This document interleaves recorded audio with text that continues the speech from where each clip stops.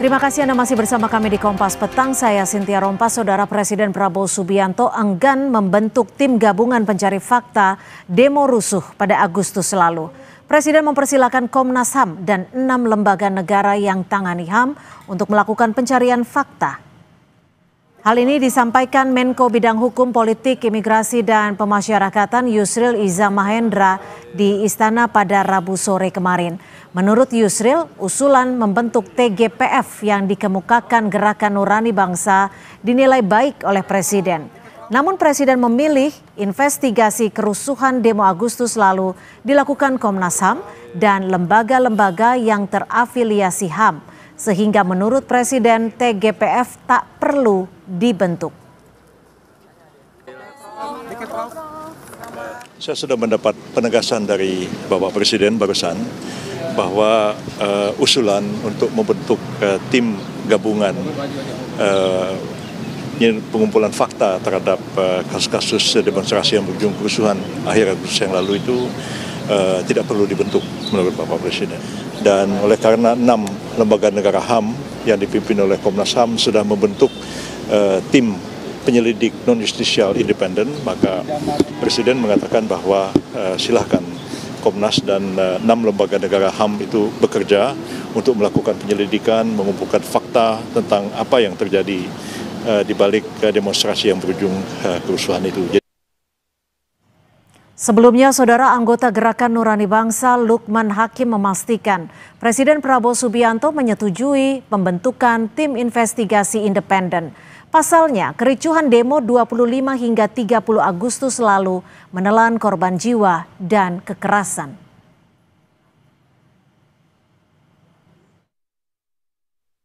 Salah satu tuntutan masyarakat sipil yang juga menjadi aspirasi kami dari GNB adalah perlunya dibentuk komisi investigasi independen terkait dengan kejadian Prahara Agustus beberapa waktu yang lalu yang menimbulkan jumlah korban jiwa, korban kekerasan, luka-luka dan seterusnya yang cukup banyak.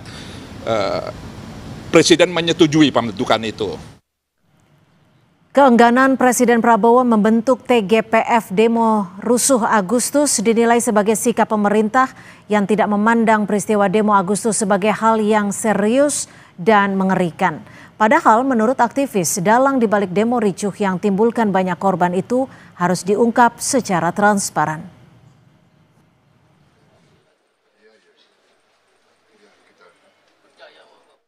Kita melihat berarti Presiden Prabowo tidak menganggap peristiwa kemarin adalah peristiwa yang mengerikan, yang berdampak serius kepada hak asasi manusia, kepada hak masyarakat. Bayangkan ada orang meninggal lebih dari 10, luka-luka sangat banyak, ditangkap ribuan orang, banyak terjadi penjarahan dan kekerasan, dan Presiden tidak menganggap penting itu untuk diungkap secara serius.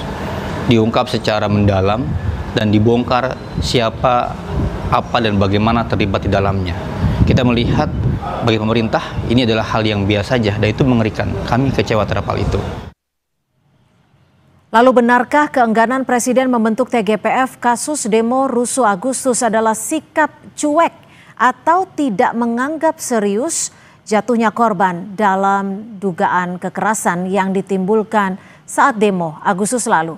Kita akan bahas bersama mantan Kapolda Jawa Barat Irjen Purnawirawan Anton Carlyan, juga ada dosen STIH Jentera Bivitri Susanti, serta mantan Ketua BEM Kema Unpad Firdian Aurelio. Selamat sore Mas Firdian, Pak Anton, Mbak Bivit, terima kasih sudah bergabung bersama kami di Kompas Petang.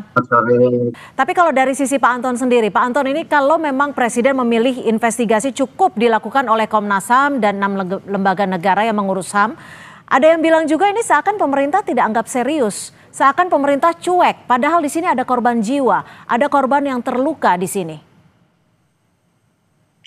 Baik, boleh-boleh saja tafsiran menganggap cuek. Tapi ini kan justru untuk memberdayakan lembaga negara itu sendiri. Apabila ada korupsi, kedepankan mungkin KPK, Polri, Kejaksaan. Apabila ada masalah-masalah yang menyangkut, yang dianggap akan ada pelanggaran HAM, kedepankan lembaga negara yang memang berkompeten di dalam hal tersebut, yaitu 6 lembaga negara tersebut. Jadi dari mulai Komnas HAM, Komnas Perempuan, KPAI, Ombudsman, dan lain-lain. Hal ini pun juga justru ini dengan dibentuknya 6 lembaga independen itu merupakan satu keseriusan dari negara. Justru bukan cuek gitu kan. Seperti tahun 2002 ada Kanjuruhan. Mereka langsung responsif. Nah, apabila lembaga-lembaga HAM ini diam saja, tidak melakukan aksi, nah baru itu dikatakan cuek. Justru Bapak Presiden ini menyatakan tersebut karena sebelumnya belum mengetahui bahwa 6 lembaga ini sudah dibentuk dan mau mengadakan penyelidikan. Nah setelah tahu, oh iya betul, harus sesuai fungsinya, sesuai dan harus diberdayakan. Karena begini, kita aspiratif sekali terhadap lembaga pencari fakta yang independen itu sendiri. Namun di dalam hal ini adalah penyelidikan dan penyidikan. Penyelidikan dan penyidikan itu ada aturan-aturan tertentu, ada hal-hal yang harus ditembus. Ini kalau ini berdiri sendiri, ini ada keterbatasan-keterbatasan. Oke, tapi gini Pak Anton, maaf saya potong. Kalau kita bicara soal TGPF, ini kan adalah instrumen resmi pemerintah yang artinya mau andil langsung. Anda dulu sebagai penyidik kasus Munir dalam tim TGPF-nya. Kenapa menurut Anda juga Anda sepakat artinya dengan pemerintah untuk tidak perlu membentuk TGPF? Begini, karena ini pelanggaran HAM. Nah, jadi aspirasi ini bisa saja ditampung. Nah, Komnas HAM itu sendiri dalam Undang-Undang Nomor 26 Tahun 2000 kalau tidak salah boleh membentuk tim ad hoc yang isinya itu tim-tim yang komunitas yang menyangkut kemanusiaan dan sebagian daripada masyarakat. Karena di sini ketika bergerak tim ini kan memerlukan anggaran. Nah, apa salahnya apabila aspirasi ini pun juga nanti sebagai solusinya ditampung oleh Komnas HAM sehingga nanti lebih jelas ini karena untuk penyelidikan itu kan minimal harus punya ya kapasitas sebagai penyidik gitu kan. Sementara ini adalah penyidikan yang khusus. Jadi sebetulnya tidak usah kecewa, yang penting aspirasi ini bisa tersalurkan. Ini kami tangkap. Seolah-olah belum apa-apa ada stigma kekurang percayaan. Nah, Kanjuruhan sendiri hasilnya kemarin kan sangat luar biasa. Dan saya belum pernah Komnas HAM ini ya istilahnya ya mempunyai reputasi yang kurang, selalu berhasil. Kami cukup paham kalau itu, tapi yang kemarin diminta oleh masyarakat adalah level yang lebih tinggi agar penyelesaiannya dan juga transparansinya bisa lebih jelas. Saya ke Mbak Bivit. Mbak Bivit, bagaimana lalu ketika TGPF tidak jadi dibentuk? Bagaimana kita mensupport agar Komnas HAM dan juga 6 lembaga lainnya bisa benar-benar mengungkap kasus ini secara transparan? Saya harus kembalikan dulu ya bahwa bagaimana Presiden bereaksi terhadap suatu peristiwa itu memang harus kita baca secara politik dan hukum tata negara sebagai bagaimana paradigma dia memandang apa yang terjadi pada Agustus yang lalu. Jadi ini bukan soal Komnas HAM bisa bergerak sendiri, bisa, tapi kami menginginkan ada dari Presiden karena seperti sebenarnya Pak Anton juga alami waktu TGPF Munir, adanya otoritas dari tim gabungan pencari fakta yang memanggil orang-orang yang mungkin high level itu juga dibutuhkan.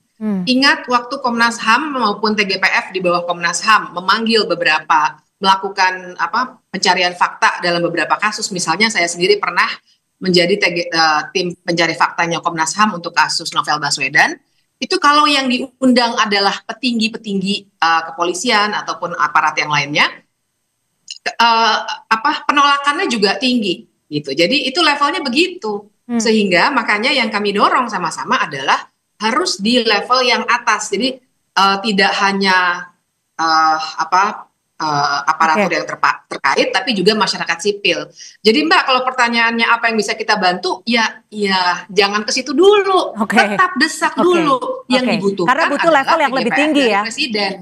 Bagaimana? Karena butuh level yang lebih tinggi ya, agar penyelidikan lebih kredibel. Bahkan dulu Komnas HAM pernah didemo sama tentara, waktu manggil tentara, saya lupa kasusnya apa. Jadi serumit itu kalau hanya level komisi-komisi di bawah di dalam pemerintahan kita harus levelnya tinggi, ditunjuk oleh presiden. Gitu. Oke, Mas Firdian, lalu jika memang situasinya seperti ini, apa yang akan teman-teman lakukan ke depannya? Apakah sama dengan Mbak Bivit untuk terus mendesak agar TGPF seharusnya tetap dibentuk? Usai jeda, kita masih akan kembali membahasnya. Tetap bersama kami di Kompas Petang.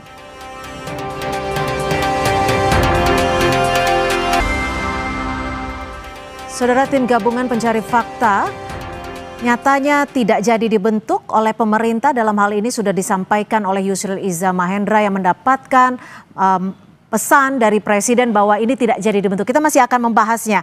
Gimana Mas Firdian, jika memang diserahkan kepada 6 lembaga termasuk Komnas HAM untuk mengatasi dan juga mengusut tuntas kasus kerusuhan di Agustus lalu, apa yang akan dilakukan teman-teman? Gini Mbak, sebagai salah satu orang muda, tuntutan kami itu bukan tentang alatnya. Alat tim gabungan pencari fakta hanyalah alat. Kita pengen tuntutan goalsnya adalah keadilan dan juga pertanggungjawaban atas dalang di balik pelanggaran HAM ini. Sekarang, saya usia 25 tahun Mbak. Sebutlah pelanggaran HAM pasca tahun 2000-an. Munir, KM50, Kanjuruhan, Novel Baswedan, kerusuhan Agustus kemarin. Sampai sekarang, saya nggak tahu siapa dalangnya Mbak. Kami nggak tahu siapa dalangnya. Sudah berapa banyak tim gabungan pencari fakta, kami nggak tahu sekarang siapa dalangnya. Dan kami nggak tahu dalangnya udah di penjara yang mana, kami nggak tahu. Artinya kami nggak mau lagi itu terulang. Negara harusnya bersyukur. Kita ini belum sampai level kemarahan kayak di Nepal, kayak di Prancis. Dan kami hari ini menuntut dengan cara-cara yang formil. Kami pengen presiden memberikan legitimasi hukum untuk mencari siapa dalang di balik kerusuhan dan juga keadilan untuk korban.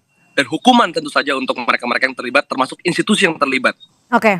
Dan kalau ini, ya jangan heran kalau kami marah lebih jauh, gitu aja.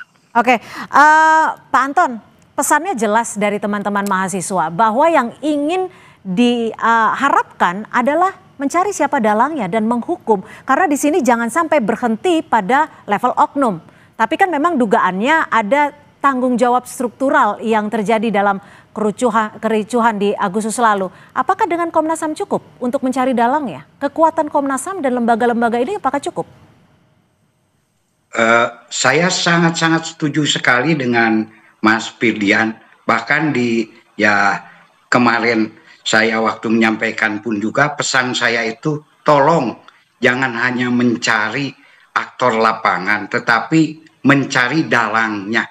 Karena ini bukan balas dendam tetapi untuk mencari keadilan. Jadi saya salut ke Mas Firdian. Nah, sekarang masalahnya apakah cukup? Saya kira tadi ini hanya leading sektor saja.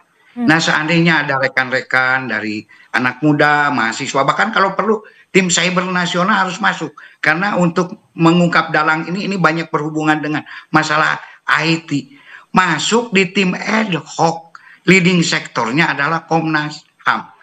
Tolong rekrut sehingga aspirasi ini ketika ini direkrut, mereka-mereka ini kan bisa membuat laporan. Nah, apabila laporannya itu hasil penyelidikannya itu nanti tidak ditanggapi atau tidak disajikan, ini kan akan menjadi sebuah temuan. Jadi untuk ini mungkin hanya beda nama saja, tetapi tetap fungsi dan ketajamannya tidak akan berkurang dengan bergabung di tim ad hoc Komnas HAM, karena memang itu ya diatur oleh undang-undang gitu kan. Itu saja yang penting. Tujuannya itu bagaimana? Nah, tujuannya tadi yang utama adalah untuk mencari keadilan dan mengungkap dalangnya siapa. Mbak Bivit, Anda setuju? Ad hoc ini bisa dihususkan ke sana nanti, gitu kan. Tapi leading sector, sehingga nanti anggarannya segala macam ya bisa ditampung di sana. Tapi waktu saya Dan habis nih Pak, saya Ya, tanggapi silakan, dong, Pak. silakan Mbak Bivit. Baik, terima Anda kasih. sepakat Tadi kalau waktu saya juga cukup jadi dengan pendek sekali. ya. Ya, jadi yang juga harus dipahami, tim pencari fakta ini kan bukan hanya mencari fakta, tapi dia juga harus bisa menindaklanjuti. Jadi misalnya dari 6 komisi yang disebut-sebut itu, yang punya kewenangan melakukan penyidikan pro justisia itu hanya Komnas HAM, berdasarkan Undang-Undang 26 2000. Tapi Komnas HAM juga untuk melakukan penyidikan pro justisia harus melalui pleno dulu dan lain sebagainya. Contoh kasus Munir itu akhirnya bisa jalan dan sampai sekarang belum juga, makanya kami lagi menuntut Komnas HAM, belum juga ditindaklanjuti setelah lebih dari 1 tahun. Contohnya itu. Nah, jadi berlarut-larutnya itu potensinya luar biasa besar karena 6 lembaga itu memang bukan penyidik misalnya di kepolisian, juga tidak ada kejaksaan, tidak ada TNI misalnya.